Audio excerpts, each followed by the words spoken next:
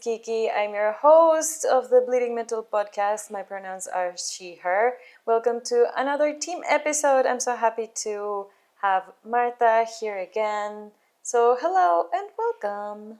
Hi, glad to be here. Been enjoying the summer? Have you been enjoying the summer? Everybody is complaining that, I don't know, it's not real summer because it's raining all the time. But from my job perspective, I know that all the earth and nature are still super dry. So we're happy for every little bit of rain, even though it's annoying sometimes. And I don't know, all the festivals are with a lot of mud. But hey, what would a fucking open air be without tons of mud? So yeah. That's right. That's it. Currently happening right now because we are recording this on August 1st. And this is Wacken weekend. I have been actually following some of the live streams, some of the bands that have been performing, especially the metal battles. I saw a band from Venezuela, I saw a band from Mexico play, I saw a band from Switzerland, and one from Sweden. And I was thinking, next year we should do some sort of Eurovision contest for the Wacken metal battles. Okay. And then we have, okay, how many points do you give this Switzerland band? That sounds super fun. We should totally do that. Yes, we should prepare that for sure. The band from Switzerland had a female vocalist, so that was an interesting start in my watching the Wacken live streams. It's interesting to see what happens over there. They have so many bands playing, they have so many stages, and it's nice to be able to see them from the comfort of my home and not from the muddy, rainy festival grounds. Yeah, I don't envy people in the mud. Yeah, I've been to Wacken twice, and that was enough. That was fine. Enough bucket for a lifetime. Yeah, I don't necessarily have to go back. But a lot of people are going, and we wish them a lot of fun. When you hear this, you're probably home and happy to be showering at your own place. Today we are interrupting the flow of Tuska Forum session episodes to have a team episode again. We were following our schedule of one episode with me and Martha and then one episode with an interview guest. And now there's been 3 episodes out from the forum sessions. So after this one, there'll be another 3 episode batch from the Tuska Forum by Bleeding Metal before it's just the 2 of us again.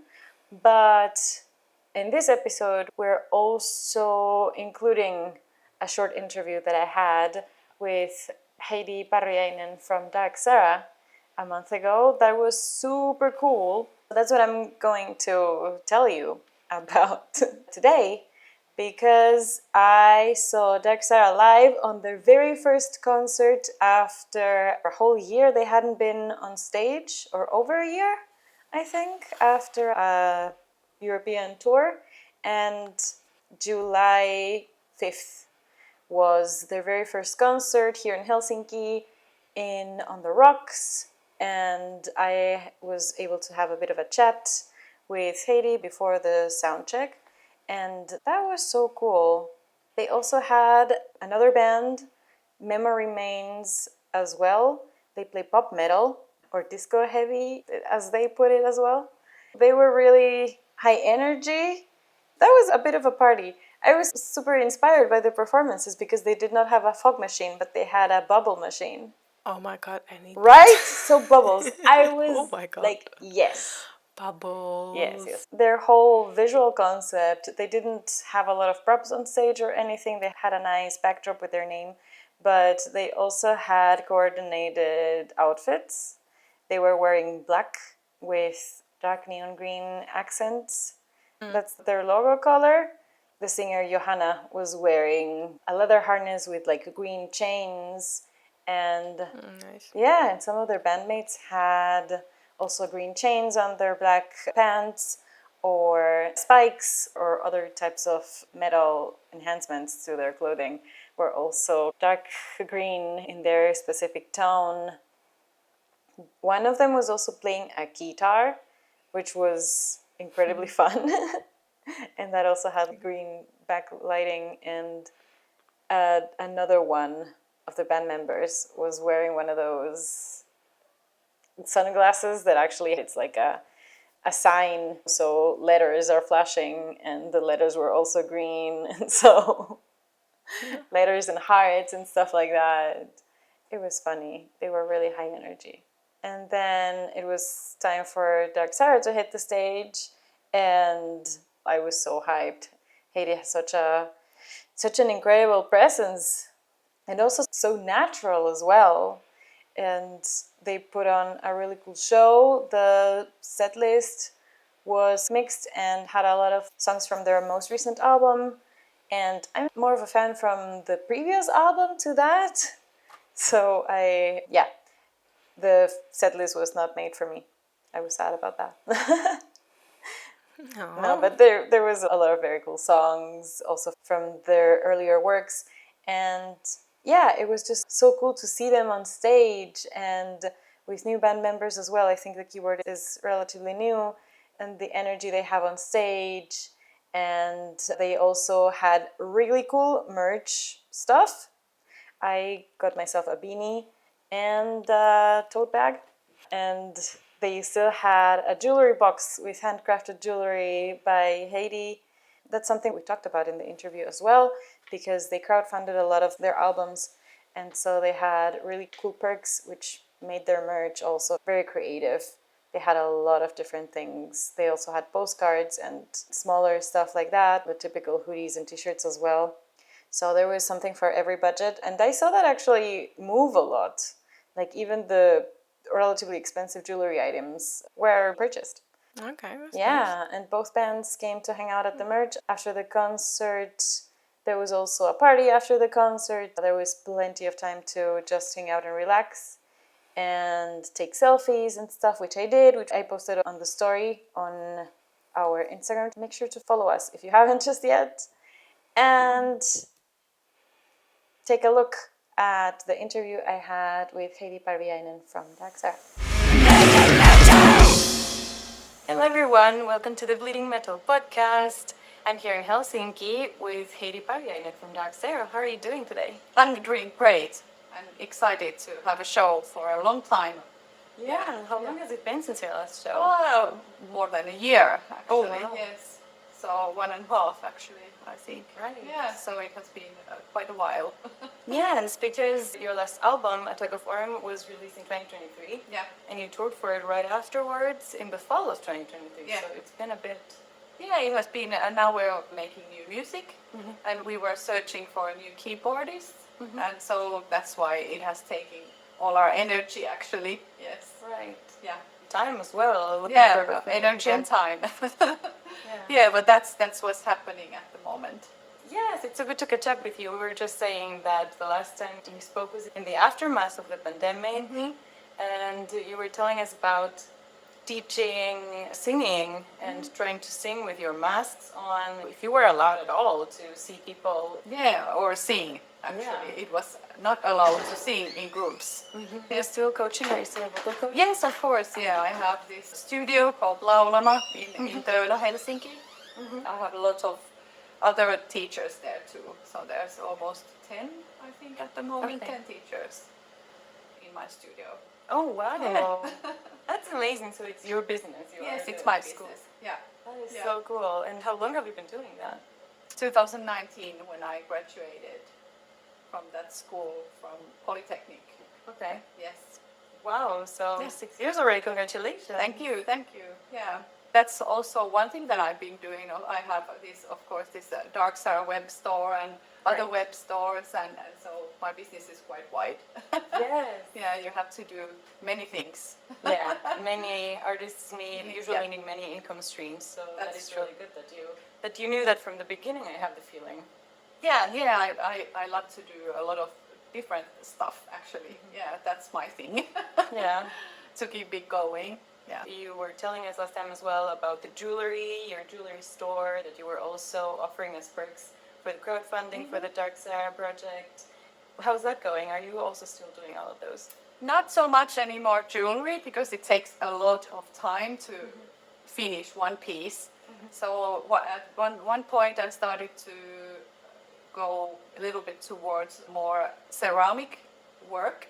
Okay. And that I totally lost my heart to it. And I've been doing ceramics and I have a web store for my art too. So that's what I've been doing. Also still jewelry, but not that much because it takes so much time. Oh, but that is so beautiful that you can express your creativity in so many ways. Yeah, I like that.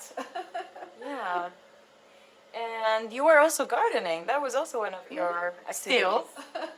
activities. Still, and it's a lovely hobby, but this summer has been crappy. It has been all the time raining, so haven't spent much time outside. Yeah. Yeah, but let's hope there's still some summer left. True, but that is also climate change. It has been affecting everywhere and everyone. Exactly, yes, I think so. This is what happens when we interfere in the global system too much. What are some lessons that you have learned from all of this throughout the years? It's also 13 years of Dark Sarah. Is it that much already? I just remember that we were celebrating our 10th anniversary. Time goes so fast. Yeah. 13 years. A lot of things have happened. Yeah. What have been the biggest lessons that you have learned from everything? A lot. I started from zero knowledge about running business in music industry. And I had to learn everything on my own. Of course, I've learned so many things, but of course, the industry is changing all the time. Yeah. So it's not so easy to run the business anymore or get income. Yeah. And of course, in Helsinki, there are not so many venues anymore where to, have shows. Yeah. And I think that that's changing everywhere. It's getting harder for us musicians in many ways. That was also one of the things that you did from the very beginning. You crowdfunded the production of the albums for Dark Sarah. How have you seen the crowdfunding process change throughout the years? I think that we did our last crowdfunding in 2022, if I remember correct. So it's quite many years ago, actually. So I'm a bit nervous to go back there with the upcoming album. Because I have to learn everything. It has something changed because I haven't done this annually every year. So I have to say that I don't know if it has changed. So let's see and how people will react. I haven't seen many bands doing crowdfunding lately. I don't know if it's like bad past thing. Still a thing, Yeah, I don't know. Yeah. But let's see, because that's something that we are definitely going to do again. Yeah. Interesting. Interesting, exactly. It remains exciting. So let's see how it goes. From your past knowledge about crowdfunding, what would you advise to new bands that want to go that path as well? To do a proper planning as key, what you're going to do and when, and good perks and so on. That helps a lot. Your perks were always very personalized, very self-made, like from your heart. So Yeah, that's something that our fans love. And of course, it's knowing your fan base to what they love and what they like about you. So I think that this DUI is our stuff also. amazing. We were just talking as well about climate change and the state of the world right now that it can be kind of scary. Is that something that influences your lyrics nowadays, or what moves you currently? Yes, of course. It's not straight to the lyrics, but it's back on my head. Yeah. I'm really worried about this and also the state of mind. It doesn't matter to that many people anymore. I really hope that people would change it that way too. Yeah. That people would be a little more aware of everything that's happening around us. Exactly. And maybe be a little bit more activists. Yeah. In a small way, at least, to be able to say what they think. Yes. Yeah, that's amazing. Thank you so much. Thank you so much for sharing with me. Thank you. My English is today like blah, blah, blah, blah. It's perfect. But maybe you got the idea. Yes, very much. And Is you there too. anything else you want to say to us? I'm really pleased that you came and we had this chat again because we have you been so much. 3 times already. Yeah. So I hope you like the show. I'm super excited about it. It's been really amazing to see the band Growth. throughout all of these years. Yeah, it has been definitely a growth. Yes. And, So- and your music changed. I feel like I've been in your mind a little bit, seeing how you have brought all of these visions to life through the music videos through your stage clothes, and it's really beautiful to see. Nice to hear. Nice to hear that you see it too. Yes, of course. Yeah. Thank you so much. And we'll stay tuned for the upcoming Dark Sarah album.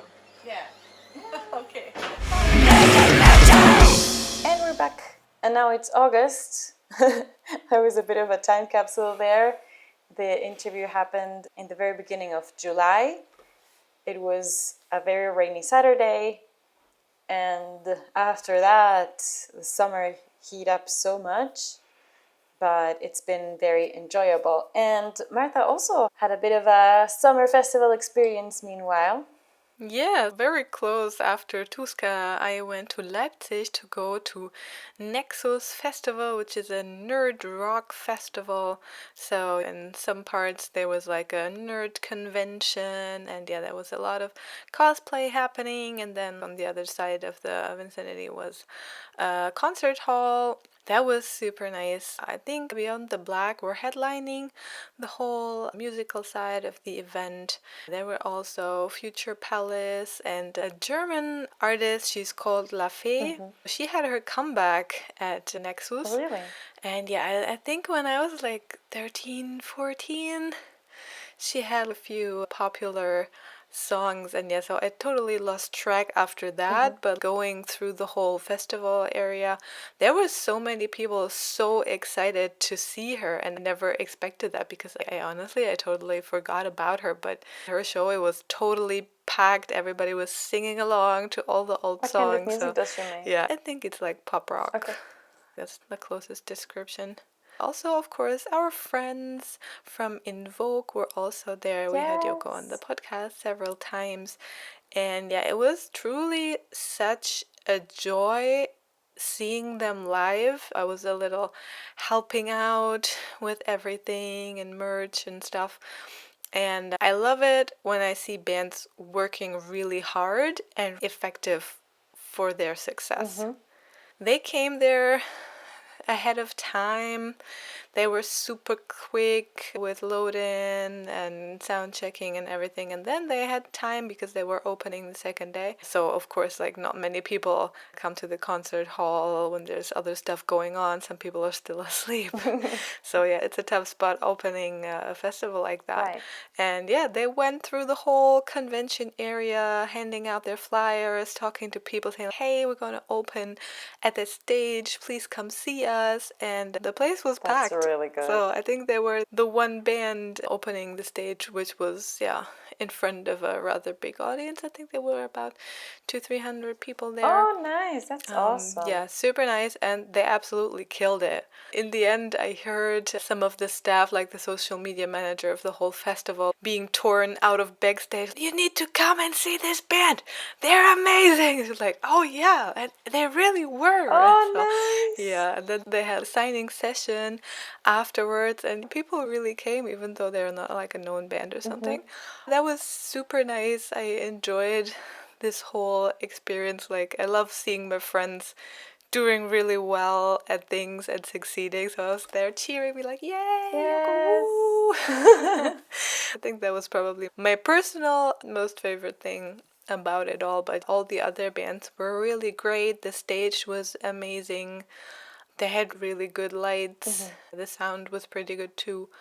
People walking around in like crazy beautiful cosplays, and the whole thing had this air of people thinking things through. Okay.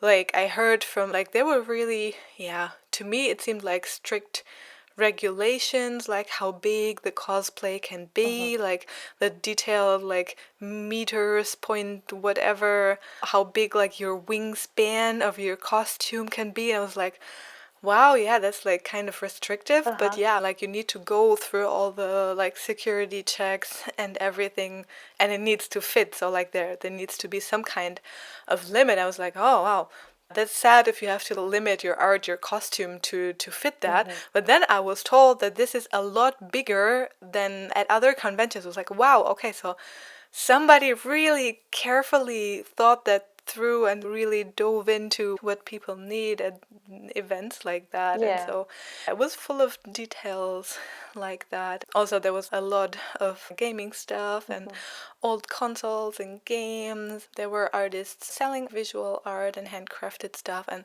wow, I was very close to buying a lot of stuff, and I was okay, I have to carry this all the way home. So I've been following a few of the artists on Instagram. Maybe there is going to be a purchase in my future.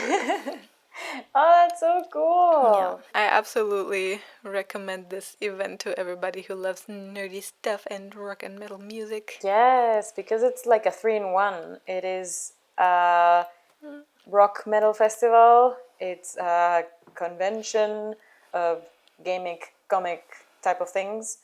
And also they have a medieval market, something like that as well. And they had from those realms a lot of workshops and little booths for people to exhibit and sell their things. So it was an event that I was actually also really looking forward to and wanting to go. And with the whole relocating to Finland, yeah, I couldn't be there. But it's so cool that you had a nice experience over there. We were interested in them not only because of the mixture of these different interests that a lot of metalheads share, because the intersection between gamers and metalheads is really big. The intersection between nerds and metalheads is also really big, and the intersection between the three is even bigger. I do think of myself as a nerd, and I think that the word is absolutely nothing negative, and we should reclaim the term as well. That is why the event really called our attention since last year already, when they had to cancel and just postpone it to this year. But it called our attention as well for their awareness concept. As you were saying, Martha, that they thought about things a lot, I'm guessing not only in infrastructure and rules-wise, because at a lot of conventions there are always cosplay rules for weapons, for example, but the rules of the size of the cosplay, I'm thinking it probably has a lot to do on evacuation routes, and in the worst case scenario of having to evacuate a venue with hundreds of people as fast as possible, you should be aware that your cosplay might be a problem. And so those kinds of things, I think it is important for an event planner to take into account. And then there was also the harassment awareness, making it a safer place, making sure that everybody knows. And they were very vocal on their social media about there will be no tolerance of any racism or sexism or any discriminatory behavior at the festival. They were very adamant about that. Having this consciousness and this intention of being a very safe place or a safer space for people of all identities and of all marginalized groups as well, that is really important. So now that I say that, I'm wondering about how the infrastructure was inclusivity-wise. The first thing that events do or venues do is make it wheelchair accessible, so I'm thinking that's a given. Yeah, everything was very flat. I think there were a few stairs, but yeah, you can't change everything about a venue. But yeah, I think there were always like enough people to carry people somewhere or something. Nowadays, that's a given. Nowadays, wheelchair accessibility is almost everywhere, so that's fine. But as we remember from our episode from this year, from early this year, even though it feels like ages ago, when we talked to Malavora, the British band, about being vocal about invisible disabilities and how it can be important to also have places where people can just rest and take breaks and sit down. That type of thing is also important, or having a sign language translator, all of those types of things. I don't know how it was at Nexus, but I think that more and more festivals should invest into all of those awareness concepts. Absolutely. I think I didn't particularly see it, but yeah, maybe also like my eyes are not trained enough to see these things when they exist. Right. So. Yeah. It sounds like you had a lot of fun. I'm very happy Yes, to I hear. did. Is there anything that you enjoyed, apart from Invoke, of course, which I'm also so happy to hear that they are taking Germany, especially by storm, and they are super professional from the get-go. They put so much effort in everything they do, in all of their songs, in all of their music videos, in their design of their merch. It's really awesome to see how they are getting bigger and very well deserved. So I'm so happy that you were able to see them as well. Apart from that, what was your favorite part of Nexus Nerd Festival? I don't know, it's been this whole, we're all weird, but we're here weird together, and that's beautiful. Yeah. So that was a very big sentiment I got. Oh, Yeah. so there was a real feeling of community? Yeah, but people just being happy and jolly and just having a good time. If you do that, dressed like that, anywhere else, it's not going to be that nice and cheerful and everybody being like, oh my god, you look so good with your costume. Also, every time when I go to East Germany, people are so nice. Yeah. I don't know. Here, the big cities in West Germany, I don't know. I don't feel that at least. I don't know. It's not that personal. But yeah, everybody's been so nice. Like, I haven't met one person so far which wasn't nice or I didn't like. I mean, of course, they're probably there, but I haven't met them. So, I don't know. I always like going there. That's lovely. And it is happening next year again. So we will see if I can make it next year and see Yes, what lovely hopefully. bands and other types of acts they book. That's been our summer so far. As I was saying before, after this, we will get 3 more episodes from the Tuska Forum sessions that we recorded at Tuska Festival this year. Before you see us again, to talk about something different. I think we will be talking about other festivals that are happening in August, since we are still in the middle of festival summer. I hope you're enjoying your festival season as well, and we'll see you next time. Bye.